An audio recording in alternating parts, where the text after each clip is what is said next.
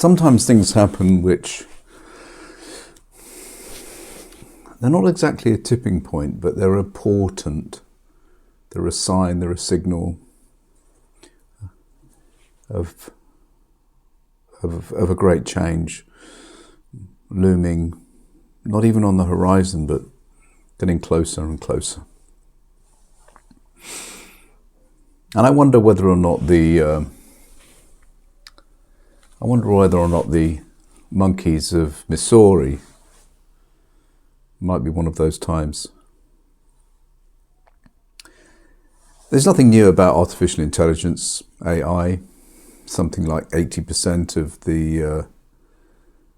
the recommended content is kind of generated through some form of AI. Something like 60 to 80% of images are now, most people say 80% of images are in some way created by AI, and videos also. In fact, I was speaking to somebody only this week who we were talking about what was happening in America with the goons, the ICE agents.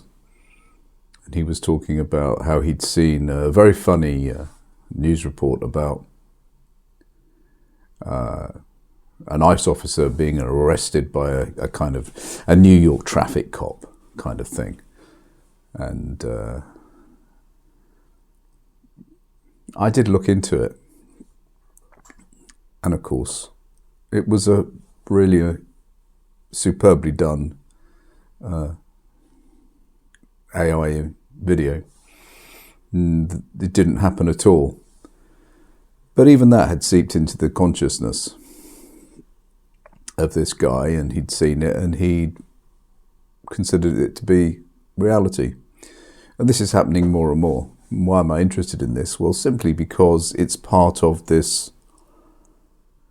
acceleration to a rather unpleasant coming together of a new type of politics and a kind of hyper technology which means that reality will be generated, which is in a way a travesty, because reality is meant to be real. But now reality isn't real. It's a generated phenomenon. And I'm wondering whether the Missouri monkeys are part of this. Are they symbolic in a way? Are they a sign that we're accelerating towards a new way of being? Or a new way, more likely, of not being? So you can celebrate this. You can celebrate the fact that we're entering a new realm of existence, if you want to, or you can lament it. But one way or the other, things are going to look very different very quickly. I personally would lament it because I don't like the idea of sort of speciesism, the idea that somehow humans can elevate themselves from their real state. In other words, I think that the human animal is a corrupted organism. It's been corrupted by the byproducts of its consciousness, of its sort of advanced cerebral state, and that rather than being a kind of, a superior animal, I think that we're in many ways, we're less superior than almost any other animal alive, because most animals are not corrupted. I think we've lost our dignity to some extent. I mean, I was out yesterday and I saw, that I've had a lot of fun on these videos talking about the fact that I see the majority of people, I would say 80-90% of people who are outside now, walking around the parks with dogs and babies, they're on their phone. I'm not going to go on about it because I've been ranting about that for a long time. But yesterday I saw a guy who had a phone in each hand and was walking with both these phones held up and kind of glancing from one to the other. And he had both thumbs going like that. I don't know what he was doing, but this is kind of like, I think 2 phones hopefully will be the maximum. I don't want to have a situation where we end up with 3 or 4 phones at the same time, but even 1 phone at the same time is enough. When you are ignoring your own child in the pram or missing out on the fun of a new puppy, which is you're dragging behind you on a string. Anyway, don't let me go down that channel. So what happened with the Missouri monkeys? Where are they? The Missouri monkeys, it was, people started calling the police and saying that there are some monkeys in the streets. And whether or not there were or weren't, it's slightly ambiguous. No one's sure. Or I can't find any information as to whether they were ever real. But possibly that first kind of report to police that I think I saw a monkey, it was probably genuine. People started posting social media AI-generated images and videos of monkeys in the street. Now remember that these images and these videos are now indistinguishable from real images and videos. So they were extremely lifelike. It was impossible to verify them one way or the other. And so authorities sort of got involved in this, and there were sightings here and sightings there and people posting them. I've seen another monkey. And it got very confusing. But the city officials did take it seriously enough to actually involve animal control and zoo experts. So there was this real action was starting to take place on the basis of an ambiguous seed which had been cultivated then by people using social media to post amusing pictures of sort of monkeys sort of hanging on signs and monkeys sort of climbing traffic lights. You've got this idea now, haven't you, of these kind of almost like these crazy police sort of chasing around after monkeys which didn't exist. It got to the end when officials actually said, please, can we stop with the AI? They sussed it out, of course, and they said, please, can we stop with the AI images and everything? And eventually it kind of dissipated and they scaled it back. But there was nothing ever was resolved. I don't think there was any moment where they found out that a monkey had escaped from a zoo. It just kind of like evaporated into the ether, and this is kind of what's happening with politics, isn't it, too? Things happen now which would have caused a massive crisis, catastrophe, disruption. People would have lost their jobs only 5 years ago. But now nothing really happens. The stories come, they make headlines. People say that this is the point which we have to, take action against whoever it is. And then suddenly it kind of just something else comes along. It just sort of goes into that hyper reality. This is why Trump can get away with almost anything at the moment, and so can many other authoritarian leaders who have decided to adopt some of his principles. So it wasn't just a hoax story. Like, we've had hoax stories before, and they're fun.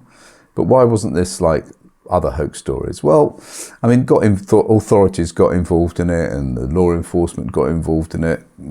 The public resources were deployed, and nobody could kind of work out what was true and what was false. So there was no confidence in what was reality. And this is get used to this, because this is how the future is going to be. And when that moment comes, when most of reality, it's almost there, but it hasn't got into our souls yet. It will do. The question is this a threshold event? Well, I mean, it's not a threshold event that people recognize, but it's something that I kind of see as something which maybe you kind of could look back on and say that this was one of those moments where there was this kind of sign how things are changing. This wasn't a weird thing like somebody pretending the aliens had landed. You know, it was absurd. It was kind of low stakes. It was fun. You know, it was like, I don't know, it was like that game Pokemon where you wander through the streets with your phone and the Pokemons appear in the image. Except, as I said, you know, police cars started chasing around after invisible monkeys. But it's in these little details, it's in these sort of little absurd, low-key events where reality is changing that I think is quite interesting. So as reality is kind of generated, say the monkeys are everywhere, then we get ideas and we get beliefs about this generated reality. But these beliefs, although they're based on a false premise, that the city is full of monkeys and therefore I mustn't go out, they are still real and genuine ideological or belief systems that we now hold. So we now hold beliefs. They could be moral, they could be personal, they could be religious, they could be spiritual, whatever, they could be ideological. But these beliefs are now based on a generated reality. And that is part of that cycle, that acceleration. This is what's happening now in politics. This is why people like Trump and the people around him and the MAGA movement and others, of course, and has happened with authoritarian power in history, have come to the conclusion, have worked out that it doesn't actually matter what they say. That truth has no traction. Truth is not a great currency for power.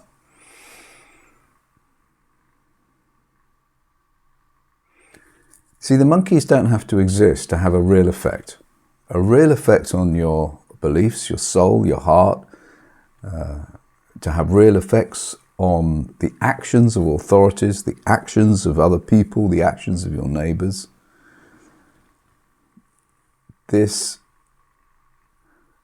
generated reality can mobilize people, can mobilize authorities, can reshape your behavior, can reshape your ideas of who you are and what you should do and how you should behave. And at some point, there is absolutely no need to verify the facts. The facts that whether the monkeys exist or don't exist, if you believe they exist, you will act in a certain way. You will start to feel comfortable. It will become a habit. You won't believe somebody when they say to you that the monkeys are gone or the monkeys were never there. And you decide that this is your kind of post-reality sort of way of dealing with the situation, and you feel very comfortable with it because you're now in a completely virtual world of existence. You do not need to physically verify anything, and the whole loop is closed and you're inside it, just like as if you were inside a washing machine, whirling round and round, completely unaware of what's outside that metal box, but happy in your little world. So, who are we negotiating with now? This is the idea of this shared reality. Well, nobody. We're not negotiating with anyone to discover where reality sits. We don't have any final authority on where reality sits. It's out of our hands. We've lost power.